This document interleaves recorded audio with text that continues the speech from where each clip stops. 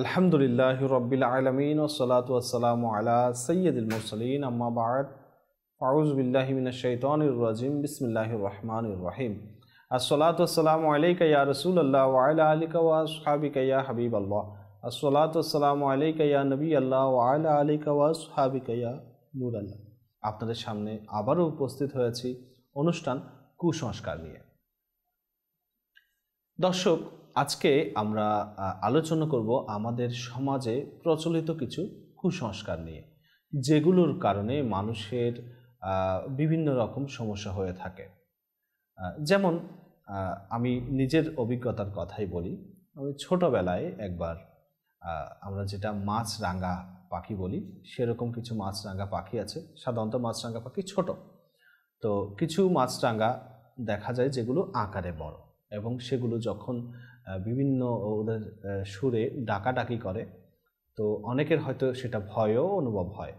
তো আমি ছোটবেলায় দেখেছি আমার ঘরের কেউ একজন সেই আওয়াজ শুনে সেই পাখিটিকে, অর্থাৎ গ্রামের ভাষায়, অর্থাৎ সাধারণত মহিলারা যেভাবে করে, যে সেই পাখিটিকে বকা দিচ্ছে বা বদদোয়া দিচ্ছে, এরকম কিছু। তো তারপর থেকে সেই পাখির আওয়াজটা যদি আমি শুনি, আমার মনের মধ্যে একটা ভয়ের সৃষ্টি হয়। এরকম হয়তো আপনারা অনেকেই আমার সাথে একমত হবেন। তদ্রূপ দেখা যায় যে শকুন ডাকলে বা পেঁচা ডাকলে সেটাকে বিপদের কারণ মনে করা হয়। সাধারণত এটি আরবদের অভ্যাস ছিল। তারা যখন কোনো সফরে গমন করত, তখন যদি কোনো পাখি তাদের ডান পাশ দিয়ে উড়ে যেত, তখন তারা সেই সফরকে মঙ্গল মনে করত। আর যদি বাম পাশ দিয়ে উড়ে যেত কোনো পাখি, তখন সেটাকে তারা অমঙ্গল মনে করত। এই ধরনের অনেক আরও কুসংস্কার তাদের সমাজের মধ্যে প্রচলিত ছিল, যা বর্তমানে আমাদের সমাজে দেখা যায়, যেটি আমি আপনাদেরকে বলেছি।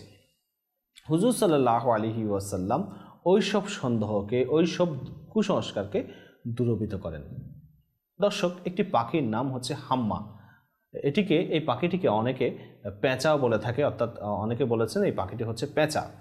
তো জাহেলিয়াতের যুগে মানুষ বিশ্বাস করত যে এই পাখিটি যদি, অর্থাৎ পেঁচা বা হাম্মা পাখিটি যদি কোনো ঘরে বসে, তাহলে সেই ঘরে কোনো না কোনো বিপদ অবতীর্ণ হয় বা কোনো না কোনো বিপদ অবতীর্ণ হবে। বর্তমানেও মূর্খদের নিকট প্রসিদ্ধ রয়েছে যে ঘরে পেঁচা ডাকে কিংবা যে ঘরের ছাদে পেঁচা ডাকে, সেই ঘরে কোনো বিপদ অবশ্যই আসবে। আরেকটি উক্তি মতে, জাহেলিয়তের যুগে মানুষের বিশ্বাস ছিল যে মৃত ব্যক্তির হাড়গুলো পেঁচা হয়ে উড়ে। এক উক্তি মতে, সেই মারা যাওয়ার পর যদি তাকে কেউ হত্যা করে, তো তার যদি প্রতিশোধ না নেওয়া হয়, তাহলে সে পেঁচা হয়ে যায় আর সে বলতে থাকে, আমাকে কিছু পান করাও, আমাকে কিছু পান করাও। আর যখন প্রতিশোধ নেওয়া হয়, তখন সেই পাখিটি উড়ে যায়। তো এইসব সন্দেহকে হুজুর পাক সাল্লাল্লাহু তাআলা আলাইহি ওয়াসাল্লাম পৃথিবীর জমিনে এসে সেগুলোকে দূর করে দিয়েছেন এবং ইরশাদ করেছেন, এইসব কিছুই না। দর্শক, জাহেলিয়তের যুগে মুশরিকরা পাখিদের উপর ভরসা করত। তাদের কেউ যখন কোনো কাজে বের হতো, তখন সেই পাখিদের দিকে দেখত, যে তাদের মাথার উপরে পাখি দেখত, যে পাখি যদি তারা ডান দিকে উড়তো, যেটা আমরা আগে বলেছি, তারা সেটাকে মঙ্গল বলে মেনে নিত, গ্রহণ করতো সেই সফরকে, এবং তারা সফরে চলে যেত। আর যদি বাম দিকে সে পাখি উঠতো, তখন সেটাকে তারা মনে করতো এবং তারা সফরে যাওয়া থেকে বিরত থাকতো। দর্শক, তাদের মধ্যে এমনও অনেক জিনিস প্রচলিত ছিল যে তারা কোথাও সফর করার আগে, কোথাও যাত্রা করার আগে, ভ্রমণ করার আগে তারা নিজেদের পোষা পাখি, এমনিতে পাখি তারা উড়িয়ে দিত, যে সেই পাখিটি ডান দিকে যাচ্ছে না বাম দিকে যাচ্ছে। অনেক সময় এভাবেও তারা নিজেদের ভাগ্যটাকে, নিজেদের সফরের বিষয়ে তারা জানার চেষ্টা করত। তো দর্শক, ইসলামী শরীয়তে, পবিত্র শরীয়ত যখন এসে গেল, তখন থেকে তারা সেই পদ্ধতি, যারা ইসলাম ধর্ম গ্রহণ করলো, তারা সেই পদ্ধতি গুলো থেকে তারা ফিরে আসলো এবং তওবা করলো। দর্শক, হযরত সাইয়েদনা ইকরামা রাদিয়াল্লাহু তাআলা আনহু যদি বলেন যে আমরা একদিন হযরত ইবনে আব্বাস রাদিয়াল্লাহু তাআলা নিকট বসা ছিলাম, এমন সময় আমাদের পাশ দিয়ে একটি পাখি ডাকতে ডাকতে উড়ে গেল। তো উপস্থিত ব্যক্তিবর্গের মধ্যে কেউ একজন বলে উঠল, এটি ভালোই হবে। তখন ইকরামা রাদিয়াল্লাহু তাআলা আনহু সাথে সাথে এর সংশোধনের জন্য বললেন, ভালোও হবে না, মন্দও হবে না। অর্থাৎ কোনো পাখির ডাক বা কোনো পাখি যদি ডাক দিয়ে উড়ছে বা উড়ে, তখন তাতে ভালো এবং মন্দের কি আছে বা কী থাকতে পারে। দর্শক, ইমাম তাউস কারোর সাথে সফরে ছিলেন। যখন কাকের ডাক শুনলেন, লোকটি তখন বলল ভালো হবে। এই কথা শুনে তিনি অপছন্দের ভাব দেখিয়ে বললেন, তাতে ভালো আর মন্দের কি আছে, তুমি আমার সাথে এসো না। এই বলে তার সাথে সফর পরিত্যাগ করলেন। অর্থাৎ বোঝা গেল যে আমাদের বুজুর্গানে কিরাম, আমাদের আসলাফ, যাদেরকে আমরা ফলো করব, তারা কেমন ছিলেন? তারা কি এই সব কুসংস্কারে বিশ্বাসী ছিলেন? না, অবশ্যই না। এগুলো হচ্ছে কুসংস্কার।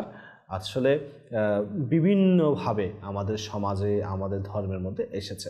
দর্শক, আমাদের সমাজের মধ্যে আরেকটি বিষয় এমন আছে যে অনেক ব্যক্তি হাঁচিকে, আমরা যখন হাঁচি দেই সেটাকে খারাপ মনে করে থাকে, অশুভ মনে করে থাকে। কেউ কেউ এটাকে খুব খারাপ মনে করে থাকে। কোনো কাজে যাওয়ার সময় যদি কেউ হাঁচি দেয় বা নিজের হাঁচি আসে, তখন তারা এটাকে অশুভ মনে করে, খারাপ মনে করে, বলে যে এই কাজটি হবে না। তো এইরূপ করাটা হচ্ছে অজ্ঞতা, মূর্খতা। আলা হযরত রহমতুল্লাহ তাআলা আলাইহির কাছে জিজ্ঞাসা করা হলো হাঁচি সম্পর্কে। তখন আলা হযরত রহমতুল্লাহ তাআলা আলাইহি বললেন যে হাঁচি হচ্ছে ভালো জিনিস। এটিকে অশুভ মনে করা মুশরিকদের অপবিত্র একটি অন্ধবিশ্বাস। হাদিসে পাকে বলা হয়েছে যে হাঁচি আসা হচ্ছে ন্যায়পরায়ণতার সাক্ষী স্বরূপ। অর্থাৎ যা কিছু বর্ণনা করা হচ্ছে তা সত্য কি মিথ্যা তা বলা যাচ্ছিল না। এমন সময় যদি কারো হাঁচি আসে বা হাঁচি এলো, তবে এই কথার সত্যতার প্রমাণ বহন করে। অর্থাৎ কেউ যদি কোনো কথা বলে, সেখানে যদি হাঁচি আসে, তাহলে মনে করতে হবে যে এই কথাটি সত্য। আর এটিও বর্ণিত আছে যে যদি দোয়া করার সময় হাঁচি আসে, তাহলে সেটি দোয়া কবুল হওয়ার একটা দলিল।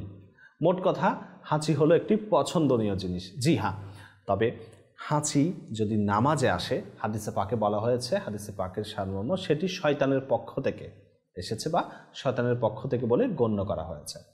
দর্শক, আমাদের সমাজে আমরা এইভাবে অনেক কিছু আমরা দেখি যে অনেক ভালো জিনিসকে আমরা খারাপ মনে করি, অনেক খারাপ জিনিসকে আমরা ভালো মনে করে থাকি। সাথে সাথে বৈজ্ঞানিক দৃষ্টিকোণ থেকে আমরা যখন হাঁচি দেই, তখন আমাদেরকে বলা হচ্ছে যে হাঁচি দেওয়ার পরে আলহামদুলিল্লাহ বলা এটা সুন্নতে মুবারাকা। বৈজ্ঞানিক দৃষ্টিকোণ থেকে বলা হচ্ছে যে কেউ যদি হাঁচি দেয়, কারো যদি হাঁচি আসে, তাহলে বলা হচ্ছে যে শরীর থেকে 6 লক্ষ জীবাণু বের হয়, অর্থাৎ বের হয়ে যায়, নষ্ট হয়ে যায়। তো এই জন্য হাঁচিকে হাদিসে পাকে এসেছে বড় করে যাতে কেউ হাঁচি না দেয়, সেই ব্যাপারে বলা হয়েছে যে হাঁচি দেওয়ার সময় মুখে হাত দেওয়ার জন্য বলা হয়েছে, বা কোনো কাপড় ইত্যাদি দিয়ে ঢাকার জন্য বলা হয়েছে। বর্তমানে আমরা যে এখন কোভিড-19 যেই অবস্থা চলছিল বা চলছে, তো সেখানেও ডাক্তাররা আমাদেরকে সেই পরামর্শ দিয়েছে যে যখন আমরা হাঁচি দেব, যাতে আমরা মুখে কিছু দেই, হাত দেই, বা আমরা কোনো কাপড় দিয়ে হাঁচিটাকে বাধা দেই, অর্থাৎ যাতে আমাদের জীবাণুগুলো বাইরে কারো কাছে গিয়ে না পৌঁছে। তো এটা হাদিসে পাকে আল্লাহ রাসূল সাল্লাল্লাহু আলাইহি ওয়াসাল্লাম আমাদেরকে 1400 বছর পূর্বে বলে দিয়েছেন। সুবহানাল্লাহ।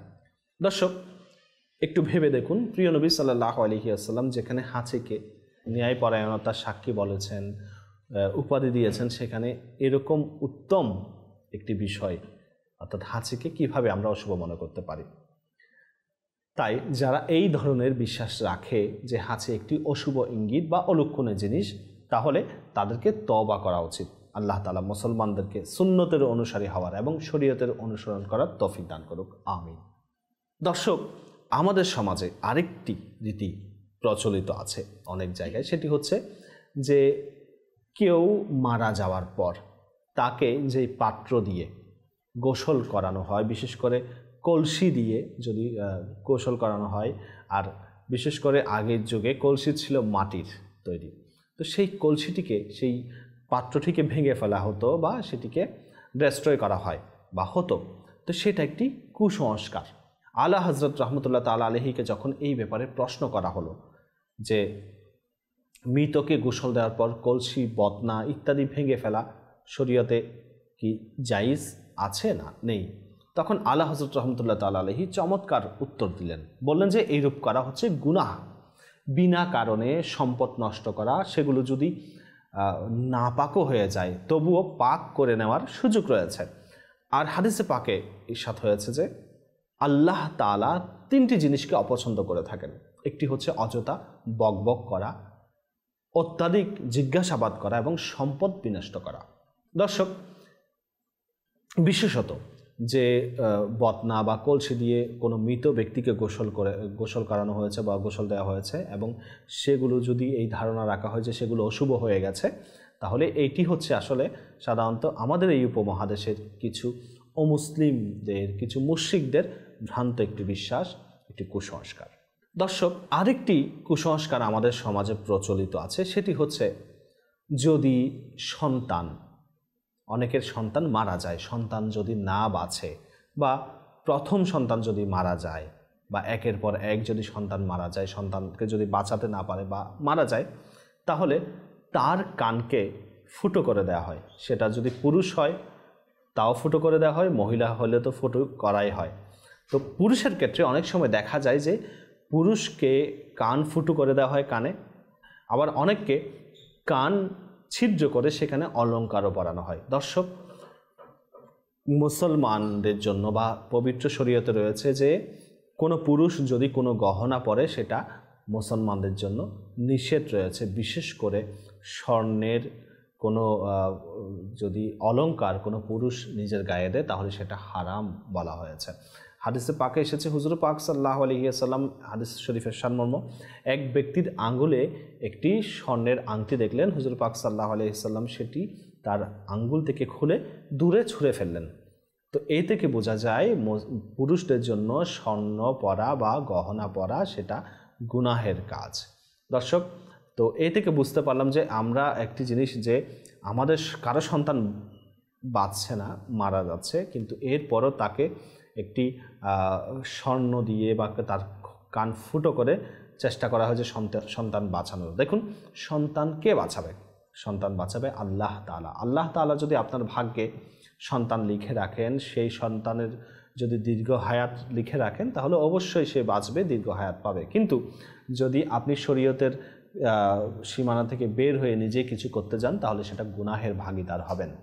আল্লাহ তাআলা আমাদেরকে বুঝার তৌফিক দান করুন। দর্শক, আমরা এখানে আরও শুনেছি যে পাখি দিয়ে অনেকে ভাগ্য নির্ণয় করে থাকেন। যেমন মনে করুন, অনেকে আমরা রাস্তাঘাটের মধ্যে দেখি যে টিয়া পাখি দিয়ে ভাগ্য নির্ণয় করা।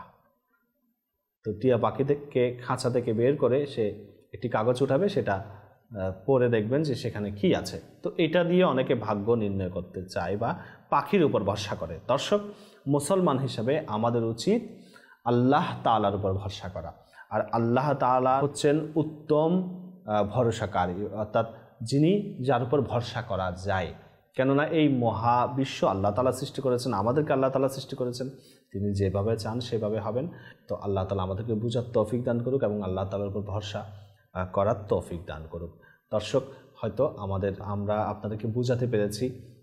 আমাদের অনুষ্ঠানটা বারবার দেখুন, না বুঝলে বোঝার চেষ্টা করুন এবং দাওয়াত ইসলামের প্রকাশিত কিতাব, একটি বই যে অশুভ প্রথা, সেখানে কুসংস্কারজনিত অনেক বিষয় সম্পর্কে, হাদিসে পাক সম্পর্কে লেখা হয়েছে, সেটা অধ্যয়ন করুন। ভালো থাকুন, সুস্থ থাকুন। আল্লাহ হাফেজ।